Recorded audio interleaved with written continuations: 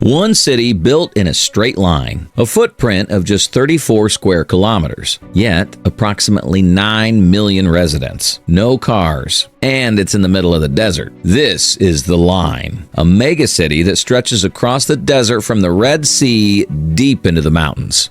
When we think about cities, we tend to envision options such as New York City, places filled with towering skyscrapers, bustling streets, and a sea of vehicles causing traffic jams and pollution. But what if we reimagined urban living completely? What if a city where everything you need is within a 5-minute walk is possible? Where cars and other vehicles that emit dangerous greenhouse gases are not a necessity? Where the quality of living is improved using leading technological solutions seamlessly integrated with nature. Welcome to The Line, Saudi Arabia's groundbreaking smart city that challenges everything we know about how cities should be built and lived in.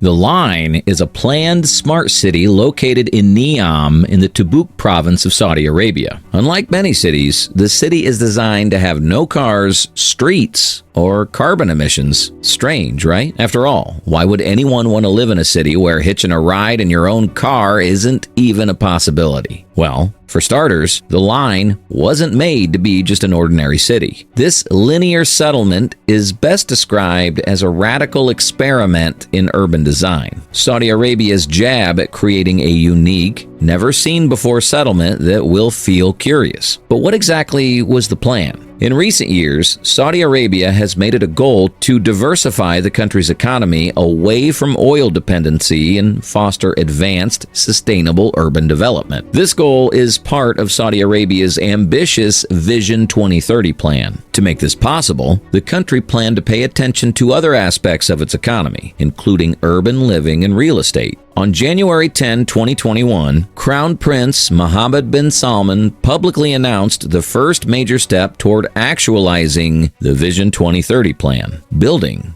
a new futuristic society. In his address, the Crown Prince explained that since the region where the Line is being built was largely empty desert, it offered a unique opportunity to design a city from scratch, reimagining urban life with a futuristic and sustainable design. However, this new society isn't a standalone project. In fact, it's the centerpiece of the larger NEOM project, a futuristic megadevelopment spanning over 26,500 square kilometers in northwest Saudi Arabia. The concept for this new megacity was pretty simple. A linear city stretching 170 kilometers, about 105 miles, with a narrow footprint just 200 meters wide and 500 meters tall. Its design is highly unusual, marking its spot as a revolutionary urban model. But what exactly will this megacity look like? Well, picture two massive, continuous skyscrapers running parallel to each other, each 500 meters tall and 200 meters wide, separated by an open airspace that allows light and air to flow naturally through the city. The open space is designed for parks, social interaction, and natural elements, creating a unique urban microclimate. The building's exterior will be covered in a reflective glass facade that mirrors the desert landscape around it, blending the city into its natural environment. But this is just putting it simply. If you've stopped to wonder, how on earth is this going to work? Well, you're not alone. However, it's worth noting that while this city's plan sounds absurd, it is nowhere near impossible.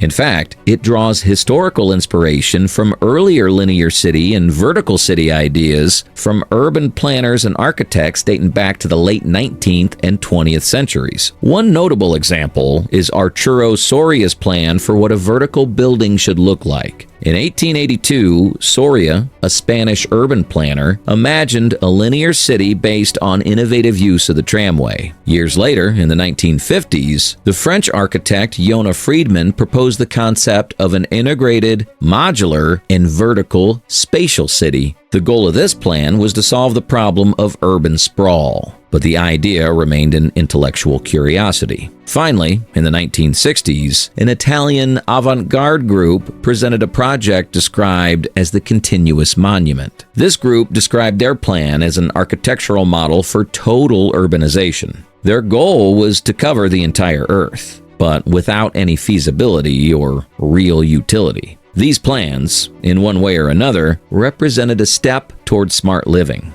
However, the line stands out from these inspirations by supercharging the concept of vertical living and cutting-edge technology, renewable energy, and artificial intelligence integration. When seamlessly blended, this combination yields a society that leads as a hub for innovation and sustainability, as well as being difficult to forget.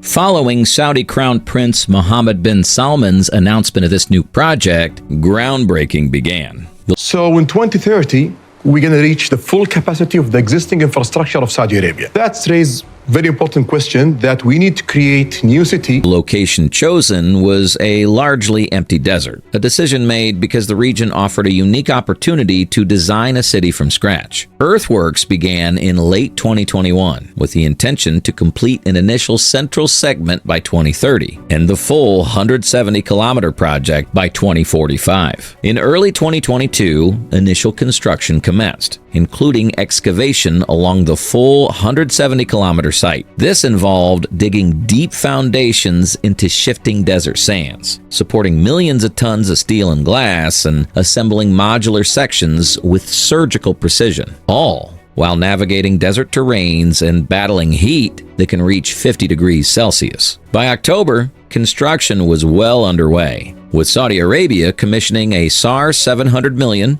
almost $190 million US, multi-plant concrete factory capable of producing up to 20,000 cubic meters, roughly 700,000 cubic feet of concrete per day. By April 2022, construction began on the hidden marina as a key part of the first phase. By late 2024, preparation of the first central segment was underway with over 100,000 workers involved. Concrete works and infrastructure bases were actively progressing. By this time, the Saudi Arabian government had spent over $50 billion to realize its goals of a futuristic city. And this isn't even half the budget yet. In fact, a 2023 draft board presentation speculated completion to be in 2080 at a cost of $8.8 trillion. But this was all speculation. Regardless of if this is an exaggerated guess or not, $8.8 trillion is a huge amount of money, amounting to 25 times the annual Saudi budget. By 2035, $370 billion would have been spent on the first phase. The money would mostly be provided by the Saudi government, with hopes for later private investment. Before you question this extravagant budget, it's important to know what the line would really look like. The city consists of two mirrored megastructures with an open space corridor in between, resembling a long, continuous, wall-like building that eliminates the need for cars, streets, and traditional city sprawl. It'll be approximately 170 kilometers, 110 miles long, stretching from the Red Sea to the city of Tabuk in northwest Saudi Arabia. That's like building 120 Empire State Buildings side by side, in a straight line. The two mirrored megastructures will have an outdoor space in between, with a total width of 200 meters, 660 feet, and a height of 500 meters, 1,600 feet. This would make the line the third tallest building in the country, only behind the Abraj Al Bait Clock Tower and the Jeddah Tower. Besides the general details about the project available online, there isn't much we know for sure about the line. In fact, during the planning stage, project management required all architects to sign confidentiality agreements, adding to the lack of information even on official websites. However, some details we can confirm. For example, the city will be powered entirely by renewable energy. The megacity's energy will come from a combination of natural resources, primarily solar power, wind energy, and green hydrogen facilities. These renewable sources will generate and supply clean energy for all residential, commercial, and industrial activities within the city. Combine this with zero emissions from vehicles, and it's easy to see that the line prioritizes environmental sustainability. We also know for sure that the city will have 3 vertical layers: one for pedestrians on the surface, an underground layer for infrastructure, and another underground layer dedicated to ultra-high-speed transportation. The city will harness technology in ways we've never seen before, including using artificial intelligence to manage its systems. This will improve quality of life through predictive analytics, smart infrastructure, and data-driven services. There were also early plans to build an underground railway with 510 km per hour, 317 mile per hour trains that could travel from one end of the line to the other in 20 minutes. As of 2023, construction of this railway was underway with short tunnels being dug, and a train prototype was in development. While construction might take a long time and commissioning of the city is years away, the progress made so far is a testament that the city is steadily moving from a bold vision to reality, brick by brick. The initial segment near the Gulf of Aba, around 2 kilometers long, is fully under excavation, and the high-speed rail tunnels were expected to reach around 5 kilometers in length by the end of 2025, with track laying to begin in early 2026.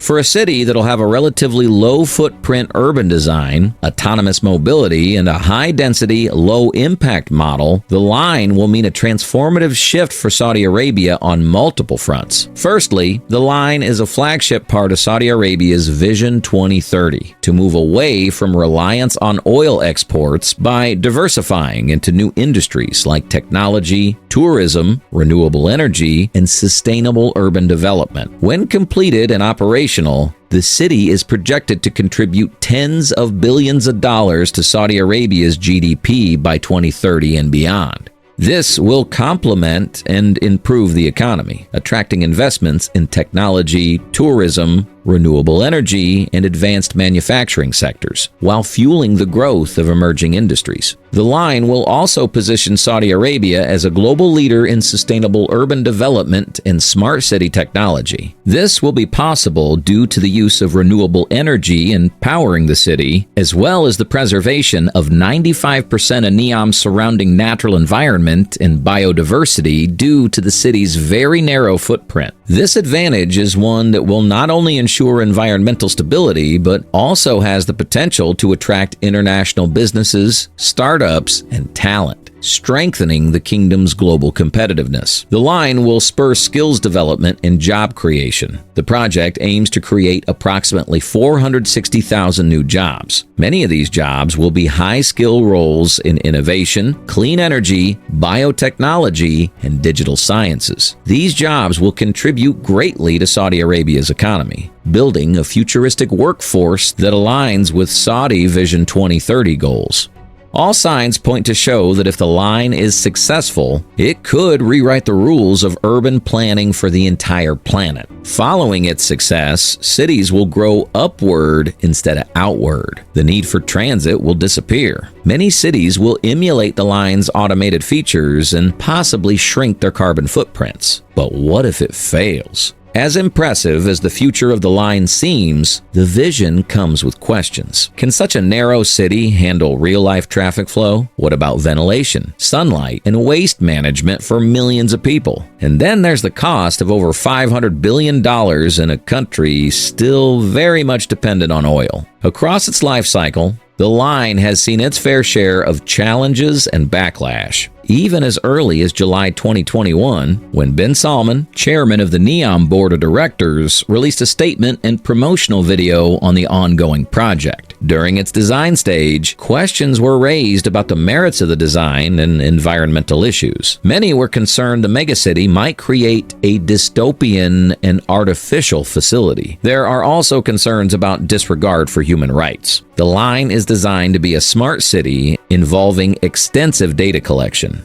Numerous rights scholars have proposed that the city's data policies can turn it into a surveillance city, given arrangements that might skew consent for data sharing and the possibility of data misuse, considering Saudi Arabia's poor human rights record. Many also believe achieving the sleek, futuristic style the line is advertised with would be difficult, labeling the design as unrealistic. In addition, the city's ambitious scale is hindered by challenges, such as high costs. While there are varying estimates, figures range from $1 to $200 billion up to $1 trillion. Concerns about delays, feasibility, and social implications, including privacy concerns related to surveillance and AI, remain significant.